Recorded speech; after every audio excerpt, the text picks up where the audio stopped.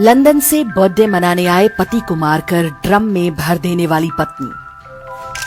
शादी के 14 दिन बाद ही सुपारी देकर पति की हत्या कराने वाली पत्नी। हनीमून में ही पति को मरवा देने वाली पत्नी।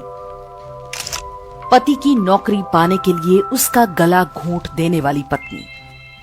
कोर्ट की सहायता से पति को आत्महत्या के लिए विवश करने वाली पत्नी। भारतीय समाज में ऐसी घटनाएं अचानक इतनी बढ़ कैसे गई? ऐसा नहीं है कि ये अपराध पहली बार हो रहे हैं, पहले भी ऐसा होता था, लेकिन अब तक ये अपवाद था। आज ये घर घर की कहानी है। ध्यान से देखें तो पति या प्रेमी की हत्या करने वाली इन महिलाओं के चेहरों पर आपको कोई अपराध बोध या पछतावा नहीं दिखेगा। केवल ये दुख होता है कि वे पकड़ ली गईं, या जैसा उन्होंने सोचा था वैसा नहीं हो पाया। अपराध के इस मनोविज्ञान के पीछे बदलावों का वो क्रम है जो बीते कुछ वर्षों से समाज में बहुत योजना के साथ लागू किए जा रहे थे। सबसे बड़े और महत्वपूर्ण बदलाव न्यायालयों के माध्यम से किए गए। इनमें सबसे प्रमुख है अवैध संबंध बनाने को कानूनी अनुमति मिलना। वर्ष 2018 में सुप्रीम कोर्ट ने धारा 497 को असंवैधानिक ठहरा दिया। इस धारा के अंतर्गत एक विवाहित स्त्री का पति के अतिरिक्त किसी अन्य पुरुष से शारीरिक संबंध बनाना अर्थात एडल्ट्री गैर कानूनी था। कानून में महिला को नहीं बल्कि उस पुरुष को दंडित किया जाता था जिसने अवैध संबंध बनाए। इटली में रहने वाले भारतीय मूल के एक ईसाई जोसेफ शाइन ने अपने वकील के माध्यम से याचिका डालकर धारा 497 को चुनौती दी। सुप्रीम कोर्ट की संवैधानिक पीठ ने इसके आधार पर धारा 497 को पूरी तरह समाप्त कर दिया। हालांकि एडल्ट्री को तलाक के लिए आधार के रूप में बनाए रखा। सर्वोच्च न्यायालय के इस एक निर्णय के बाद तो मानो फ्लड गेट ही खुल गया। अदालतों ने ऐसे निर्णय सुनाने आरंभ किए जो भारतीय समाज के लिए कल्पना से भी परे थे। पंजाब और हरियाणा हाईकोर्ट ने कहा कि कोई महिला अपने पति की हत्या कर दे तो भी वो उसकी पेंशन की हकदार होगी।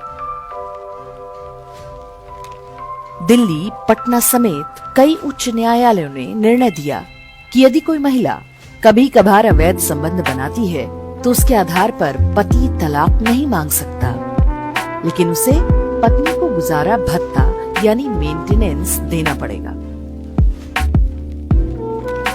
मध्य प्रदेश हाईकोर्ट ने एक कदम आगे बढ़ते हुए कहा कि कोई महिला चाहे अपने पति के साथ क्रूरता या कभी कभार अन्य पुरुषों के साथ रिश्ते बनाए तो ये कोई अपराध नहीं, पति को उसे मेंटेनेंस देना ही पड़ेगा।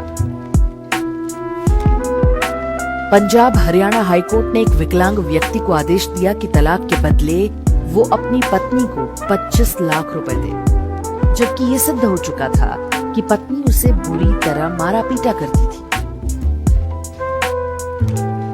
बॉम्बे हाईकोर्ट ने आदेश दिया कि पति भिखारी या अपंग ही क्यों ना हो, उसे पत्नी को गुजारा भत्ता देना ही होगा। मध्य प्रदेश हाईकोर्ट ने लिव इन रिलेशनशिप में भी लड़के के लिए मेंटेनेंस देना जरूरी कर दिया। सुप्रीम कोर्ट ने आदेश दिया कि यदि पत्नी किसी और के बच्चे को जन्म देती है तो भी पति उसका डीएनए टेस्ट नहीं करा सकता, लेकिन पति को उस अवैध बच्चे का पालन पोषण करना होगा और अपनी संपत्ति में अधिकार भी देना होगा। कुल मिलाकर न्यायपालिका ने महिलाओं को जब चाहे विवाह के बाहर अवैध संबंध बनाने की छूट दे दी। ऐसा करते वे यदि पकड़ी जाएं और तलाक की नौबत आ जाए तब भी पति की संपत्ति और गुजारा भत्ते पर उनका अधिकार बना रहेगा। इन निर्णयों ने आपराधिक मानसिकता वाले परिवारों और महिलाओं को खुली कानूनी छूट दे दी। उन्होंने इसे ब्लैकमेल करने का हथियार बना लिया। धारा 497 हटाकर अवैध संबंधों की छूट देने के सुप्रीम कोर्ट के निर्णय के साथ ही अचानक ऐसे टीवी सीरियल्स, फिल्म्स और वेब सीरीज की बाढ़ आ गई जिनमें महिला को अपने पति या प्रेमी की हत्या करते या उस पर हिंसा करते दिखाया जाने लगा। इन सभी में पुरुष को ही खलनायक और महिला को पीड़ित के रूप में दिखाया जाने लगा।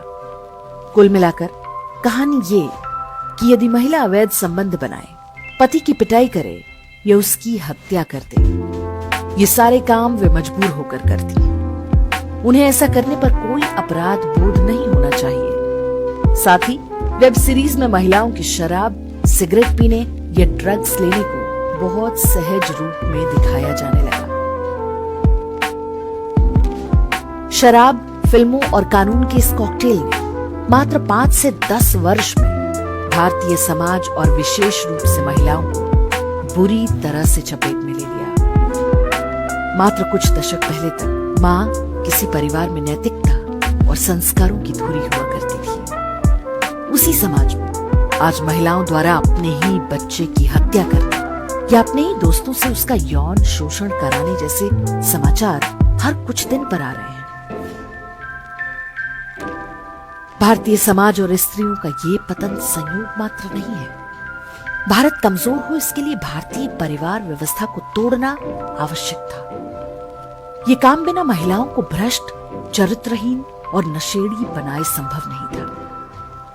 हार्वर्ड जैसे अमेरिकी विश्वविद्यालयों से पढ़कर आए जजों ने इसे बहुत कुशलता के साथ लागू किया। फिल्मों और मीडिया ने इस आग में घी डालने का काम किया। जिस सरकार पर जनता के प्रतिनिधि के रूप में इस हमले को रोकने का उत्तरदायित्व था, वो मूक दर्शक बनकर तमाशा देखती रही।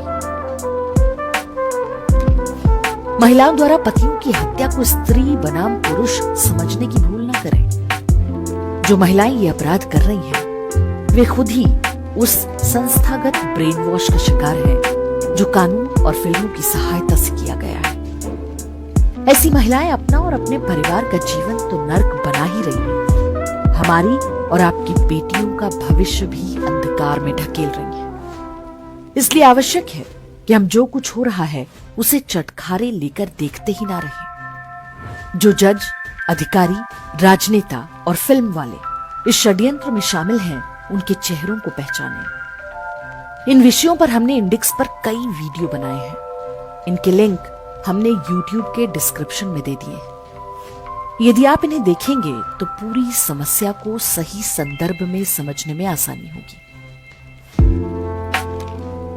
मीडिया आज जिन चेहरों को खलनायक बनाकर दिखा रहा है, उन्हें वास्तव में उसी ने पैदा किया है। फिल्मों ने उन्हें अपराध के लिए उकसाया है और नेताओं और न्यायपालिका ने कानूनी हथियार देकर अपराधी बनाया है। ऐसी महिलाओं का शिकार जो पुरुष बन रहे हैं, वे किसी जंगल के जानवर या कुर्बानी के बकरे नहीं हैं। ये भी हमारे आपके जैसी महिलाओं के बेटे या भाई ही हैं। ऐसे में हम और आप क्या कर सकते हैं?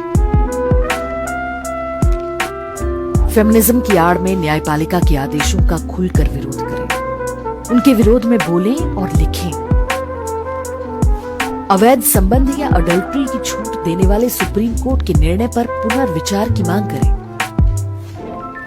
महिला सुरक्षा की आड़ में बनाए गए 498A और घरेलू हिंसा कानूनों को जेंडर न्यूट्रल बनाने की मांग करें। फिल्मों, सीरियल्स और वेब सीरीज के माध्यम से परिवार तोड़ने और नशाखोरी को बढ़ावा देने वाले कंटेंट पर रोक की मांग करें। स्कूली पाठ्यक्रम में नैतिक शिक्षा और सदाचार को दोबारा जोड़ा जाए। अपने समाज और परिवार को हम ऐसे जजों, नेताओं और अधिकारियों के भरोसे नहीं छोड़ सकते जिनकी निष्ठा भारत से अधिक अमेरिकी संस्थानों में है। हमें उनके विरुद्ध बोलना ही होगा। आज यदि हम चुप हैं तो एक दिन ये आग हम सभी को अपनी चपेट में ले लेगी।